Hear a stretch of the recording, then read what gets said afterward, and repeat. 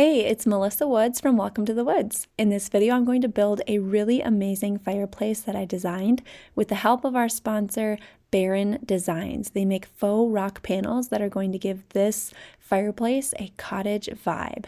Now, I am building up some walls here. This is my basic framing, and it's very open because I'm going to create a cavity to put cabinets in later. I framed up these walls really simply, just putting my 2x4s together with some long screws on the bottom to support the piece that goes across for the cabinet to sit on.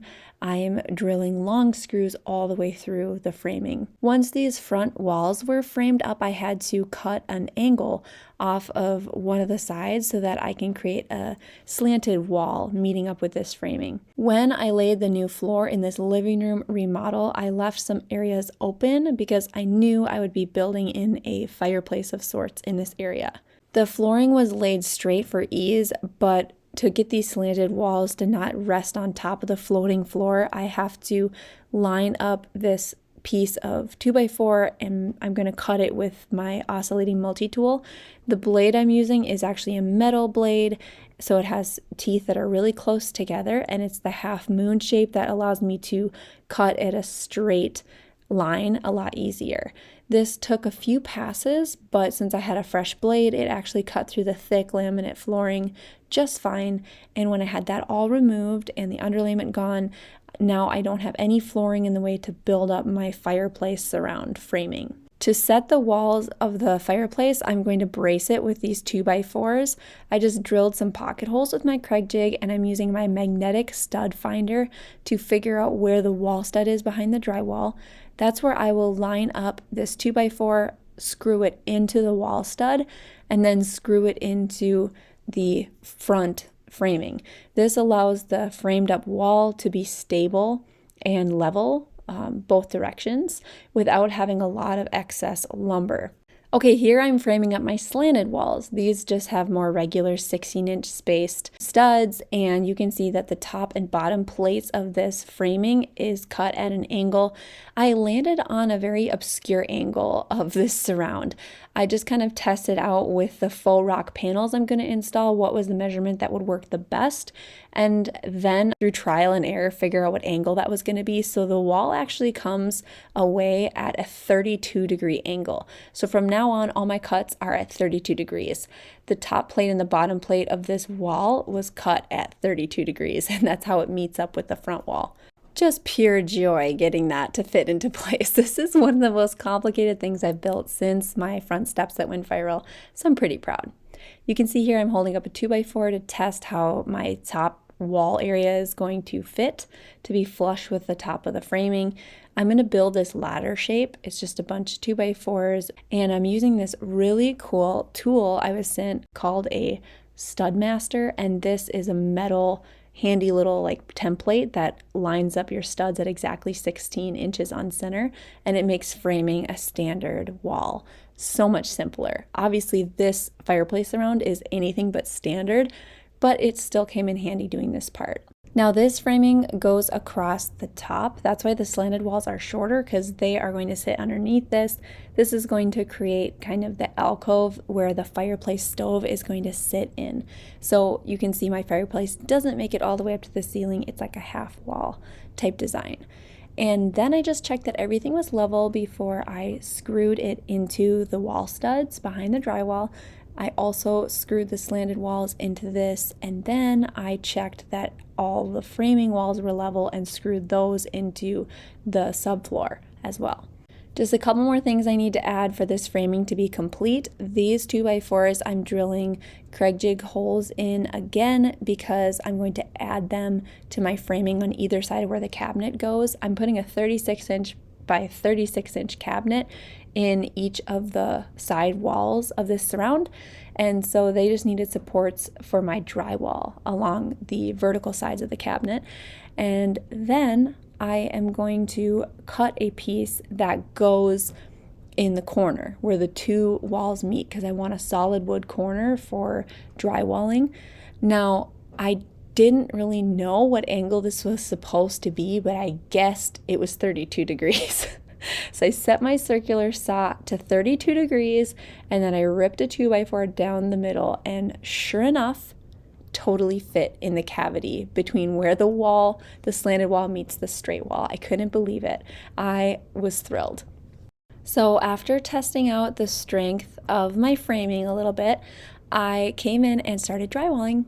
The drywall, I'm just making sure it doesn't touch the ground all the way by putting these little shims under there, and I'm screwing it into where my studs are, and then I'm moving on to trying to get the cabinets into place.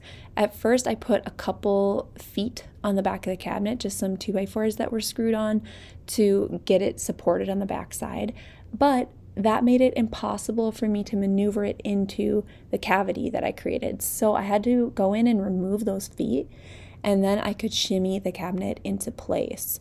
When the cabinet was there, I was worried about the back being supported, so I ended up asking my husband to come help. And what I did was I hoisted myself down into a tiny little hole. This wouldn't have been so hard if I didn't already put a couple sheets of drywall up, but I hoisted myself down into the cavity. I put the 2x4s underneath the back of the cabinet to support it, and then I had my husband go into the cabinet and screw it down into place. Great, I know.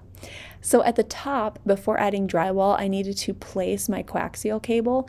This was in the wall before I extended the box up, and then I'm using my drywall next to the box to see the depth I should set it, nailed it into place, and again using that handy oscillating multi-tool, cut out the rectangle to fit exactly where it needed to be so that the coaxial cable is now on the horizontal wall and it's placed exactly where a TV might go above my fireplace. Continuing more drywall here, I actually had a ton of leftover drywall from previous projects, so I only had to buy one 4x8 sheet of drywall in order to complete this surround. This angled piece that I put on like the ceiling of the alcove was so hard to get up without a lift or without other hands. Thank goodness my head is big. So I just used that to prop it up as I screwed in the first couple of screws. Now I'm going to put corner bead on my corner where the slanted wall meets the straight wall. I just opened up my plastic corner bead. I like bent it to get to the angle I needed it because it's naturally a 90-degree angle. Put it in place, stapled it down, and then mudded over it. And I am going to do 4 coats of mud on this surround because I'm a total perfectionist and I like level 5 smooth walls. I don't like to add any texture. So I did a lot of coats of mud. I actually did this over Christmas. I kept sneaking away to add another layer of mud on the fireplace. I am not a workaholic, I promise. And then I want to share a trick with you because when you're taping for your drywall, you can use this trick. It'll make it a little easier for you to get paper tape to sit flat. Whenever I used to use paper tape, I'd put my mud down, place the tape, and then mud over it, and the edges would always bubble up. But if you wet the tape first, you run it through a little cup of water, and in my case, I'm using like a fancy teacup. I don't know, that's all I had. But I ran it through my little teacup of water, and then it sucked into the mud that I had laid down, and it made it completely smooth. And then running that mud over it, it flattened beautifully. When it dries, it doesn't bubble up at all. I hope that tip is helpful for you. Once my 4th coat of mud was all sanded smooth and wiped down and dry, I came into prime. Now I primed the fresh drywall and the wood cabinets because it's just raw wood. And then when that was dry, I came in and painted. The paint I'm choosing is just cream. I didn't do anything loud or colorful because I don't want the surround to take away from the beauty and the color variation of the faux rock panels that are coming up. I can't wait for you to see them. First, I have to quick go over what I did for the mantle. So the beams that I built in this living room were built the same way. It's like a beveled edge on a long 1x8. And I glue it together so that the 45-degree angle meets up and it looks like one solid piece of wood. So this mantle is actually just 2 pieces of wood glued together. I'm coming at it with a jigsaw here to really, really distress it. And then I'm going to stain it to match the beams on the ceiling and seal it because the mantle will probably get touched a lot. So I sealed it multiple times with a water-based polyurethane. Now we can put on the faux rock panels. Look at these, you guys. Baron Designs knocked this product out of the park. This fieldstone panel is so realistic, but it's made from high density polyurethane that's incredibly lightweight, Each panel only weighs about 20 pounds. Here I am cutting the faux rock panel to size for the back wall. Just using an oscillating multi-tool. You can also cut it with a jigsaw and it cuts like butter. It's so easy. I had an outlet on the back wall, which I need because I'm putting in an electric fireplace. But to cut around that outlet, I want to share a hack. And I've shared this before. It is really helpful for finding your outlet measurement to cut out, especially on irregular things like this rock panel, where if I try to measure with a tape measure, I'm not even sure which edge I'd use because none of it's straight. All you do is flip the wall plate around, screw it in, put some paint on the corners of it, and then press your material against it. It's going to show exactly where you should cut out.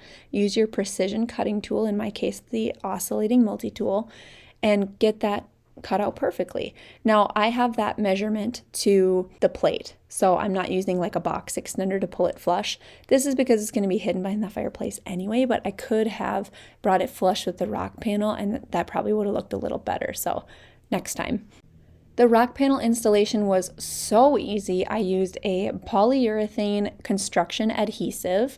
I popped dots of that all over the back of the panel. Again, like I said, it is so light, so a little goes a long way.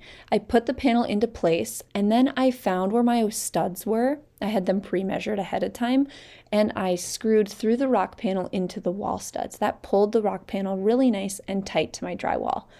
The rock panels have an interlocking design, so if you're installing them on a flat wall, they actually all fit together perfectly, and you can just keep your repeating pattern. I cut off all my edges and modified them heavily because I'm trying to make them fit in this custom space with these slanted walls.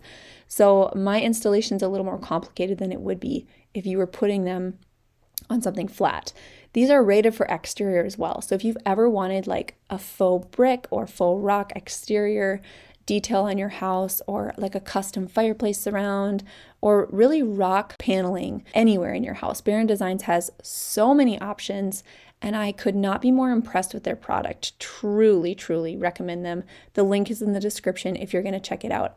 If you follow me on Instagram, you saw my authentic reaction to viewing these rock panels for the first time, and I was astonished at how realistic they are. I was even more pleased when I worked with them and saw how easy it was. Now the edge of the rock, I wanted to be like this exposed look. I didn't want it to come straight. So on this rock panel that's going on the opposite edge, it's not very pretty because I had to cut the backing off. So I'm going to come in with my oscillating multi-tool and kind of like rough it up and then paint it to match. So some of this was like artistic and subjective. I just did my best to kind of match the rock texture, and this was so customizable. I actually had a lot of fun modifying these rock panels to be exactly what I envisioned them to be. My project required me to cut some of my rocks in half and kind of place them as they fit on holes that, since I'm not using a straight wall, I had to kind of fill in as I went. And how I did that was took pieces of the background that I cut apart and then pop those into place and then put rocks like over that and nailed it. When I was done nailing it into place, I also filled all my gaps with this product called Texture Medium by Modern Masters. This is a non-cracking like putty kind of thing. So anyway, I put that on all the seams, and then in the areas that had really big gaps, that I wasn't really sure how this was going to work or fit, I actually came in with Big Gap Great Stuff foam filler and a little straw. And this actually worked really, really well. This filled in perfectly between the panels and the areas I wasn't sure how I was going to get these rock panels to connect and look natural. It also worked for the edge if there was a gap, which you can see here, this beautiful shot of my hair instead of what I was trying to film. I made so many custom cuts by the end of the day. My room was covered in scrap pieces and a thick layer of this foam dust. Welcome to the woods forever. The next day the foam was dry, I came in with a serrated knife and cut off all of the excess. Then I spent a significant amount of time painting all of the areas that I had patched and filled with foam and the Modern Masters Texture Medium. These all got painted with the specialty paints that match the rocks perfectly. Barron Designs sends with, when you buy their faux rock panels, that are used to cover up even the screw heads from installation. So once that was done, you would never have known the areas that I patched, and it blended in so beautifully. I installed the mantle by lifting the 14-foot long faux beam into place and nailing it down into my framing underneath. And then I added some baseboard trim below the cabinet wall, and I even did like little corner turns that met up by where the faux panels were. Before we get to the reveal, I want to ask you to check out my Patreon page. Becoming a Welcome to the Woods patron supports me financially to make more Welcome to the Woods videos, and the perks are awesome. You get a personalized message from me and exclusive perks, so click the link in the description to visit my Patreon page now. It was finally done. I'm so proud. You guys, from the beams on the ceiling, your eye comes down to a beautiful matching cottage fireplace. This is exactly what I had in mind when I envisioned a focal point in this living room. It gives so much charm and character to the space. The fireplace I'm using is an electric fireplace. It's just a plug-in one, and I made it look more realistic by putting a faux vent behind it. The vent doesn't do anything, it's just there for looks. I added this cool vintage log roller. This is to roll up newspapers in a circle, but I'm just storing firewood in it. And then I also hung up real tools like the poker and stuff next to the fireplace just to add some details that brought charm. But here you can see the plug-in in the back, and that it is indeed a fake fire, but I feel like it still looks so cool and so good. One of the first people who came to see the fireplace in real life exclaimed that it looks like an English cottage fireplace, like an old style, and I beamed from ear to ear because it's exactly the vibe I was going for. Do you guys like how it looks? I love how the beam mantle that's distressed speaks to the beams that are hung on the ceiling, and it all looks really intentional, matching with the trim work.